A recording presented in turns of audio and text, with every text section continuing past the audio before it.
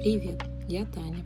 Живу в Англии и показываю вам разные места Великобритании. Сейчас хочу показать дорогу от города Глазго до города Форт Вилля. Это Шотландия. Сначала дорога проходит около озера Лохламонт. Это самое большое озеро в Великобритании. Его площадь 71 квадратный метр. После него идут горы, еще раз горы. Очень красивые пейзажи. Вся дорога 175 километров. Занимает примерно 2,5 часа. Если вы едете на озеро Лохнесс, я рекомендую именно эту дорогу. Да, чуть длиннее, но это того стоит.